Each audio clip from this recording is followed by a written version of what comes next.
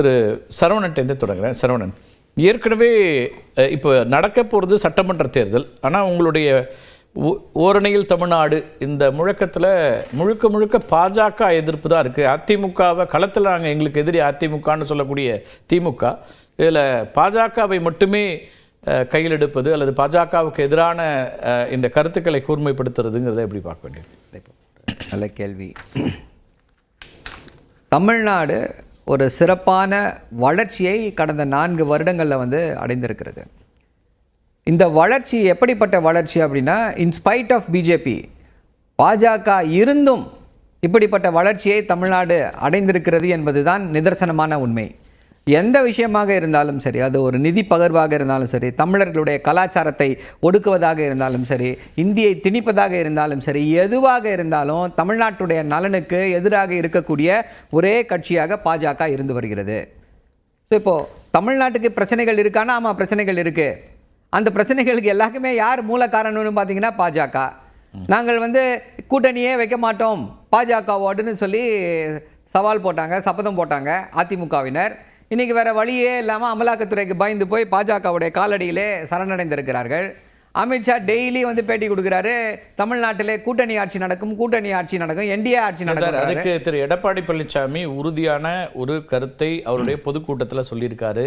அதிமுக தனி மெஜாரிட்டியோடு ஆட்சி அமைப்போம், அதே போல் யாரும் எந்த கொம்பனாலையும் அதிமுகவை அழிக்க முடியாது அப்படிங்கிறதெல்லாம் தெளிவுபடுத்திட்டாரு. தனி மெஜாரிட்டியோட ஆட்சி அப்படிங்கிறத நீங்கள் அப்புறம் வேற தெளிவுபடுத்திருக்காருன்னா யாருக்கு தெளிவுபடுத்தியிருக்காரு? எல்லாருக்கும். அமித்ஷாவுக்கான சவாலா இது? எல்லோருக்குமான செய்தி தானே. இல்லை, செய்தி இருக்கட்டும், பட் அமித்ஷா அதை ஏற்றுக்கிற மாதிரி தெரியலையே. அப்புறம் தானே திரு எச் ராஜா என்ன சொல்றாரு, இங்கே இந்த ஆட்சி தான் நடக்கும், என்டிஏவுடைய ஆட்சி தான் நீங்கள் நடக்கணும்னு சொல்லி இங்கே இருக்கக்கூடிய தலைவர்கள் பேசுகிறாங்க. அப்போ அந்த கூட்டணி இருக்கா? அந்த கூட்டணியை டோட்டலாக கண்ட்ரோல் பண்ணுறது யாரு?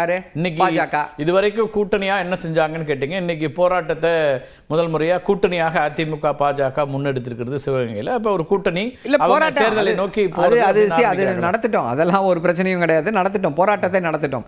இப்போ இந்த போராட்டத்தை நடத்துறாங்க. ஆனால் இவர்களால் தமிழ்நாட்டு மக்களுக்கு வேற ஏதாவது, இப்போ பாஜகவால் இத்தனை பிரச்சனைகள்னு முக்கியமாக பார்த்தீங்க அப்படின்னா கீழடியில் ஒரு மிகப்பெரிய துரோகத்தை பாஜக செய்து வருகிறது. நம்ம ஒரு ஆய்வு அறிக்கையை கொடுத்தா அந்த ஆய்வு அறிக்கையை ஏற்றுக்கொள்ள முடியாது, இதுக்கு இன்னும் நீங்கள் ஆதாரங்களை கொடு அப்படின்னு சொல்லி கேட்குறாங்க. எந்த அடிப்படையில் இந்த ஆதாரங்களை கேட்குறீங்கன்னா ஒரு அடிப்படையும் கிடையாது. இதை எதிர்த்து குரல் கொடுப்பது யாரு? திமுக குரல் கொடுக்கிறது. அதிமுகவில் இருக்கக்கூடியவர்கள் என்ன பண்ணுறாங்க? திமுகவை அதுலேயும் குறை சொல்கிறாங்க. ஐயா, இப்போ பிரச்சனை திமுக, அது திமுக அதிமுக பிரச்சனை கிடையாது, அது தமிழ்நாட்டு மக்களுடைய பிரச்சனை. அந்த பிரச்சனைக்கு கூட உங்களால் பாஜகவை நோக்கி குரல் எழுப்ப முடியல. அப்படி இருக்கக்கூடிய சூழ்நிலை அமித்ஷா என்ன சொல்றாருன்னா, சர்வதேச தளத்துக்கு கொண்டு போகும்போது கூடுதல் ஆதாரங்கள் தேவை கீழடி விஷயத்துல. அப்படி ஒரு அப்படின்னா அவர் சொல்றாரு, அமைச்சர் சொல்றாரு. எந்த அடிப்படையில் சொல்றாரு? அதற்காக ஏதாவது ஒரு ஸ்டாண்டர்ட்ஸ் வச்சிருக்காங்களா? அதற்கு தான் நம்ம சு வெங்கடேசன் அண்ணன் அருமையா கருத்து சொல்லியிருக்காரு. ஒரு ஆய்வறிக்கையை ஆர்கியாலஜி டிபார்ட்மெண்ட்ல இருக்கக்கூடிய அதிகாரி கொடுத்துட்டாரு அப்படின்னா அதுக்கு மேல நீங்க அதை क्वेश्चन பண்றதுக்கோ இல்ல அதை எடை போடுறதுக்கோ உங்களுக்கு அதிகாரம் இல்ல. அது that does not happen. அது திரு அமர்நாத் அதெல்லாம் சொல்லிருக்காரு. என்ன சொல்றாரு? ஒரு ஆய்வறிக்கை போயிடுச்சு அப்படின்னா அதை எல்லாரும் உலகத்தில் இருக்கக்கூடிய அறிஞர்கள் எல்லாம் அதுல தவறு இருந்தால் சுட்டி காட்டுவார்கள், இல்ல அது ஒத்து போச்சுன்னா ஒத்து போச்சுன்னு சொல்லுவாங்க. இதன் மூலம் அதாவது தமிழ்நாட்டில் இப்படி ஒரு நாகரிகம் இருக்கு அப்படின்னா அதை கண்டு பெருமைப்பட வேண்டும். அதை ஒழிக்க நினைக்கிற கட்சியோடு கூட்டணி வச்சுக்கிட்டு அப்புறம் நாங்க தமிழ்நாட்டுக்கு நல்லது பண்ணுவோம், தமிழ்நாட்டுக்கு நல்லது பண்ணுவோம்னா முதலமைச்சர் என்ன சொல்றாருன்னா, இது உறுப்பினர் சேர்க்கைக்கான இயக்கம் மட்டுமல்ல அப்படி. கரெக்ட். இப்போ என்ன வியூகம் அது? இப்போ உறுப்பினர் சேர்க்கை அல்ல, தமிழ்நாட்டுடைய பிரச்சனையை சொல்றீங்க, அந்த பிரச்சனைகளை சொல்லி அதன் மூலமாக மக்களை திரட்டுகிறோம். ஏற்கனவே அதானே பண்ணிட்டு இருக்கீங்க இல்லையா? இப்போ உறுப்பினர் சேர்க்கை தேர்தல் இன்னும் 10 மாசம் கூட இல்ல. உறுப்பினர் சேர்க்கை அப்படின்னும் பொழுது என்னன்னா, நிர்வாகிகள் எல்லாரும் வாக்காளர்களை போய் சந்திப்பாங்க. சந்திக்கும் பொழுது சில பேர் சேருவேன்னு சொல்லுவாங்க, சில பேர் சேர மாட்டேன்னு சொல்லுவாங்க, சில பேர் ஏன் சேரணும்னு கேட்பாங்க.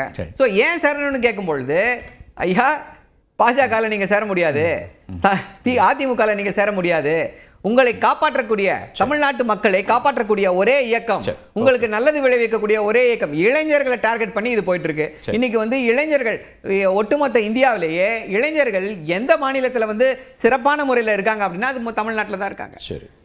வேலை வாய்ப்புகளா இருக்கட்டும், இல்ல அவர்களுக்கான படிப்பு இதுவா இருக்கட்டும். இன்னைக்கு ஒரு கொள்கை முழக்கத்தை முன்னெடுத்திருக்கிறார் தமிழ்நாட்டுடைய முதல்வர். 100% GER அப்படின்னு சொல்லியிருக்காங்க. கண்டிப்பாக இன்னும் 5 வருடங்கள்ல அது சாத்தியப்படும். ஓகே, தமிழ்நாட்டுல வந்து படிப்பறிவு பட்டப்படிப்பு பெறாத பெண்களே இல்லை அப்படின்ற அந்த ஒரு சூழ்நிலையும் உருவாக போகிறது. ஓகே, இப்படி எல்லாம் சிறப்பான முறையிலே ஆட்சியை செய்து கொண்டிருக்கிறோம். ஓகே, இப்போ வந்து தேர்தலுக்கு முன்னதாக பாஜக எதிர்ப்பு அப்படிங்கறத இன்னும் அதிகமா பேசுறீங்க. அதுக்கு காரணம் இங்க நாங்க வந்து ஒரு மாநில அரசாங்கம் நடத்துறதுல இருக்கக்கூடிய சிக்கல்கள் அப்படிங்கிறீங்க. பேசலாம். திரு நாகராஜ், ஒரு பாஜக எதிர்ப்பு அப்படிங்கிறத இன்னும் கூர்மைப்படுத்துகிறாங்க. பண்பாட்டு தளத்தில் மண் மொழி மானம் காக்க அப்படின்னு திமுக முன்னெடுத்திருக்கிற இந்த விஷயங்கள் அப்படிங்கிறது வந்து இன்னமும் பாஜகவை அல்லது பாஜகவுக்கான எதிரான விமர்சனங்களை தமிழ்நாட்டில் இன்னும் கூர்மைப்படுத்துறதை எப்படி பார்க்குறீங்க? அனைவருக்கும் வணக்கம். அது பாஜக அதிமுக கூட்டணி உருவான பிறகு நம்முடைய முதலமைச்சர் அவர்கள் பயத்துல என்ன பேசுறோம் என்னெல்லாம் செய்யறோம்னு தெரியாம ஒரு நடவடிக்கை ஈடுபட்டு இருக்காங்க. ஓரணியில் திரள்வோம் சொல்றாரு. நான் வந்து எடப்பாடி பழனிசாமி வீட்டுக்கு கூட போக தயங்க மாட்டேன். ஏன்னா 10 வருஷம் போகாம இருந்த தன்னுடைய அண்ணன் அழகிரி வீட்டுக்கு போயிட்டு வந்தாரு. சோ மீண்டும் பதவியில் ஆட்சியில் அமர்வதற்கு எதிர்கட்சி தலைவர் எடப்பாடி வீட்டுக்கு பழனிசாமி கூட போக தயாராகிட்டார்னா அந்த அளவுக்கு தன் குடும்பம் மீண்டும் ஆட்சியில் அமர வேண்டும் என்கிற ஒரு ஆசை ஒரு காரணம். தமிழ்நாட்டின் பிரச்சனை மண் காக்க, தமிழ்நாட்டின் பிரச்சனைக்காக எல்லோரையும் சந்திக்கிறேன் அப்படிங்கிறார் அவர். மாநில உரிமை 75 ஆண்டு காலம் தமிழ்நாட்டில் ஆட்சியில் இருந்தவர்கள், 35 ஆண்டு காலம் ஆட்சி செய்தவர்கள், 18 ஆண்டு காலம் காங்கிரஸை தூக்கி பிடித்து மத்திய அரசை வழிநடத்தியவர்கள். மீண்டும் அதே கதையை சொல்லாமா சார்? அதே காரணத்தை சொல்லலாமா? மண் காக்க, மானம் காக்க, மொழி காக்க, எந்த மண்ணு காப்பாற்றுவீர்கள்? கனிம வளத்தை அள்ளி அள்ளி லோடு லோடா கேரளாக்கு அனுப்புறீங்க, ஆந்திராவுக்கு அனுப்புறீங்க, பெங்களூர் கர்நாடகா அனுப்புறீங்க. கல்லு ஜல்லி எல்லாம் உடைச்சு கேரளாக்கு அனுப்புறீங்க. அங்கிருந்து கொண்டு நீங்க குப்பையை கொட்டுறாங்க, புற்றுநோய் கழிவை கொட்டுறாங்க. எந்த மண்ணை நீங்க காப்பாத்துனீங்க? செம்மண்ணை கடத்துறீங்க. இங்கிருந்து மேற்கு தொடர்ச்சி மலையிலேயே உருக்குலைச்சிட்டீங்க. எந்த மண்ணை நீங்க காப்பாத்துனீங்க? மானம் காக்க, மானம் காக்க. எந்த மானம்? சாலையில நீங்க குடிகாரர் கூட சொல்லக்கூடாது, மது பிரியர்கள் சொல்லணும்னு சொன்னீங்க, ஏத்துக்கிட்டோம். மது பிரியர்கள் ரோட்ல நீங்க போய் பாருங்க.